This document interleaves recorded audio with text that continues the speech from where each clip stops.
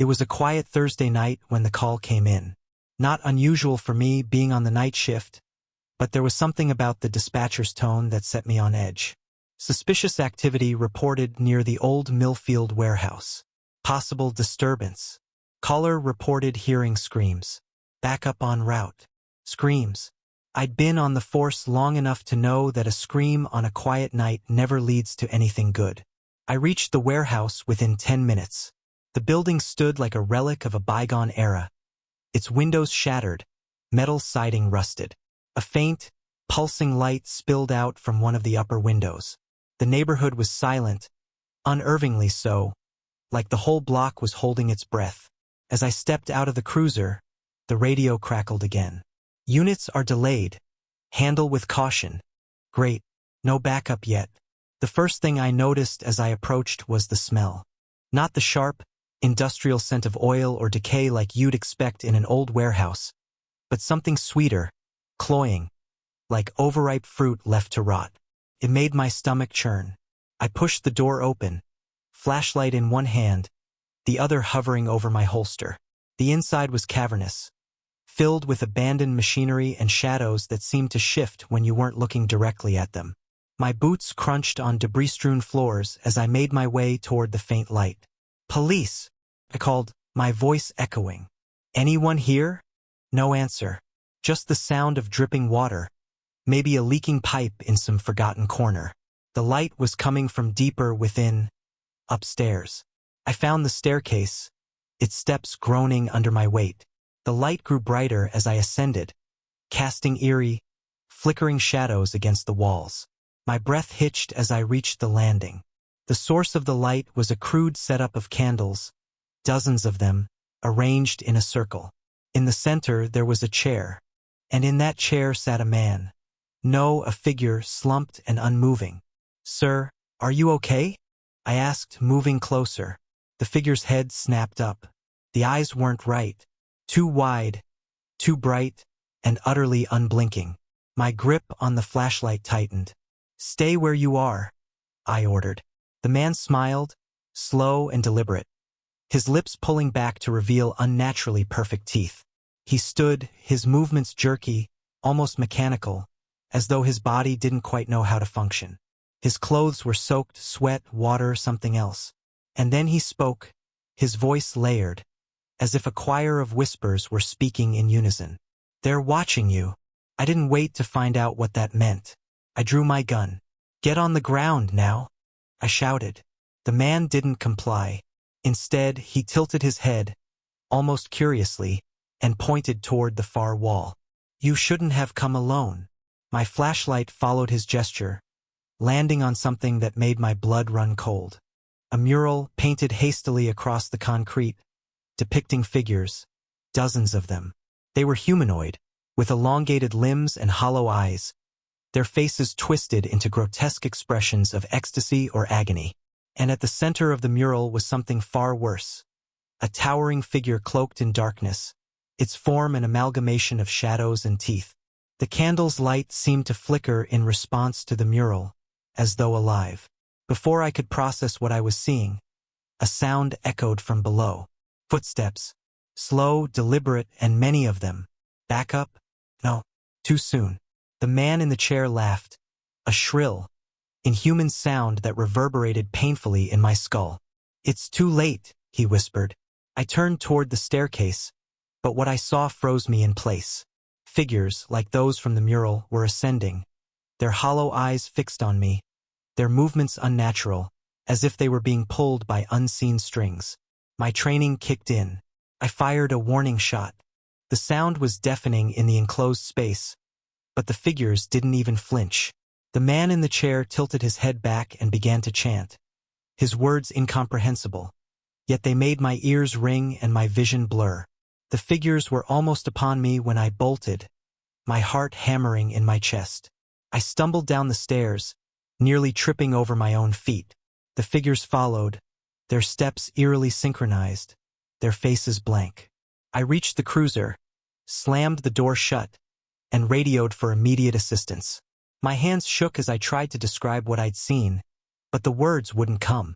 The dispatcher's voice was calm, almost too calm, as they assured me help was on the way. And then the figures emerged from the warehouse, standing in the doorway, silhouetted against the flickering light. They didn't move any closer, just watched as I drove away, tires screeching. Backup arrived 20 minutes later. They searched the warehouse top to bottom. No candles, no mural, no man in the chair. Just an empty, rotting building. But I know what I saw, and when I close my eyes, I still see those hollow faces and hear that layered voice. They're watching you. I took a week off after the Millfield warehouse. It wasn't the official reason. I told my sergeant I needed a mental health break, and he didn't press. Night shift officers see all kinds of things, but nothing prepares you for whatever the hell that was. The nightmares started almost immediately. I'd wake up in a cold sweat, the sound of those hollow, synchronized footsteps echoing in my ears. The image of the mural was burned into my brain, that towering figure with its hollow eyes and jagged teeth watching from the shadows of my mind. When I returned to work, things felt different, colder, quieter. My fellow officers avoided eye contact, and conversations trailed off when I entered the room. I'd been the guy who cracked, apparently, the one who freaked out over nothing in an abandoned warehouse. Word travels fast in a precinct, but it wasn't nothing, and I wasn't crazy. 2 nights later, I was back on patrol, trying to convince myself that everything was normal. The calls were routine, a domestic dispute, a couple of noise complaints, a drunk driver. I was starting to feel almost comfortable again. That's when the radio crackled. Unit 512, report of suspicious activity at Rosemont Park. Witness describes figures in the trees, possible cult activity. Cult activity. Great. Just what I needed. I keyed the mic, 512 en route. Rosemont Park was a sprawling green space on the edge of town, popular with joggers and families during the day. At night, it was a different story. The towering trees and winding paths made it a haven for all kinds of unsavory activity. I pulled into the gravel parking lot, turning off my lights to avoid spooking anyone who might be lurking. The park was eerily silent, the kind of quiet that presses down on your chest and makes it hard to breathe. I stepped out of the cruiser, flashlight in hand, and started down the main path. "Police!" I called. "If anyone's here, make yourself known." Nothing, just the rustle of leaves in the wind. I kept walking, my footsteps crunching on the gravel path. The air smelled strange, earthy, but with a metallic tang that set my teeth on edge. Then I saw it. In the clearing ahead, faintly illuminated by the moonlight, was a circle of people. They stood perfectly still, their backs to me, their heads tilted upward as if they were looking at something in the sky. "Police!" I said again, louder this time. "Turn around." Slowly. None of them moved. My pulse quickened. I shone my flashlight at the group, and that's when I realized they weren't looking at the sky. They were looking at something above the trees, something that wasn't there, or at least not something I could see. I approached cautiously, my hand on my holster. I said, "Turn around." I repeated, my voice shaking slightly. One by one they did. Their faces were pale, their eyes wide and unblinking, their expressions eerily blank. They didn't seem to notice me at all, as if I wasn't even there. My flashlight beam caught something on their foreheads, symbols crudely drawn in what looked like blood. And then they spoke, all at once, their voices a chorus of overlapping whispers. "He sees you. He knows you. He's coming." A cold shiver ran down my spine. "Who's coming?" I demanded, but they didn't answer. Instead, they all turned and pointed behind me. I spun around, drawing my gun. The flashlight's beam cut through the darkness, landing on nothing, just trees and shadows. But the feeling of being watched was overwhelming, suffocating. My hands trembled as I swung the light back toward the group. They were gone. The clearing was empty. No footprints, no symbols, no sign that anyone had been there at all. My chest heaved as I tried to catch my breath, my mind racing. I backed away slowly, scanning the trees, expecting something. Someone to lunge out of the darkness. When I finally reached my cruiser, I locked the doors and called it in. The dispatcher's voice was calm, but I could hear the hesitation. "We'll send a unit to check it out." They never found anything. Just like the warehouse. That night I couldn't sleep. Every time I closed my eyes, I saw their faces. I heard their voices, and I felt the weight of something unseen pressing down on me, as if the very air around me was alive, watching, waiting. Something had followed me from that warehouse, and it wasn't finished yet. I thought the nightmares were the worst part. I thought the feeling of being watched, of hearing whispers in the dead of night, was the peak of my fear. I was wrong. The final shift began like any other. A quiet night, the streets eerily calm. My sergeant asked me to check out a report of disturbances at the old Miller High School, abandoned for years and a magnet for urban explorers and vandals. The idea of wandering through another dark, decaying building made my stomach churn, but I couldn't refuse. When I arrived, the high school loomed over me, its broken windows like empty eye sockets, its peeling facade a mask of decay. The parking lot was empty, but my skin prickled as if 1,000 unseen eyes were trained on me. Inside, the air was thick, stale, carrying the faint smell of mildew and something else.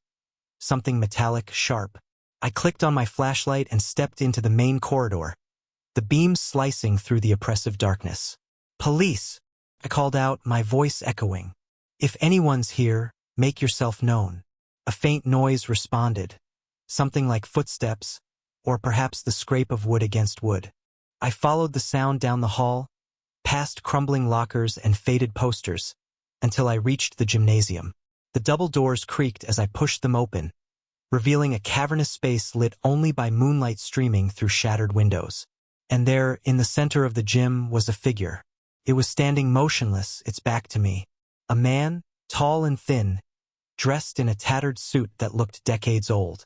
His head was tilted slightly, as if listening to something I couldn't hear. "Turn around," I said, my voice shaking. He didn't move. I stepped closer, my flashlight trembling in my grip.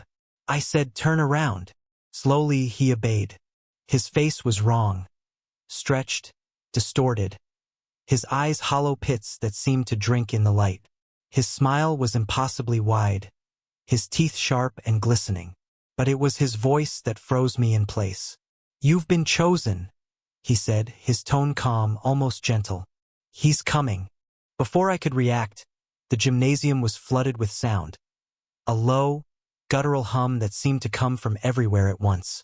The windows rattled, the floor beneath me trembled, and the air grew impossibly heavy.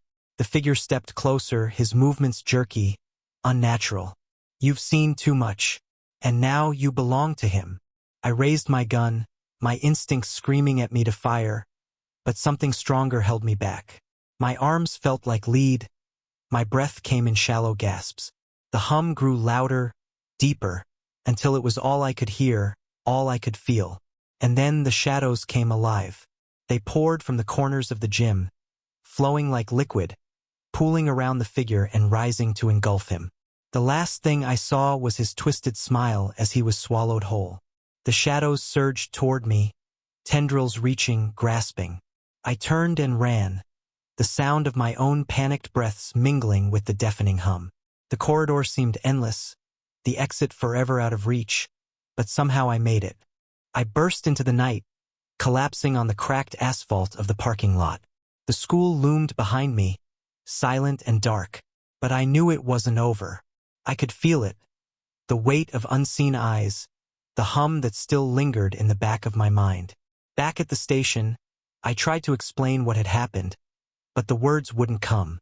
My report was dismissed as stress-induced paranoia, and I was placed on leave. That was weeks ago. Now, every time I close my eyes, I see the figure, hear the hum, feel the shadows pressing against me. And every night, the feeling grows stronger, as if something is drawing closer. I don't know how much longer I can stay awake, but I do know one thing: he's coming. And when he arrives, there will be no escape.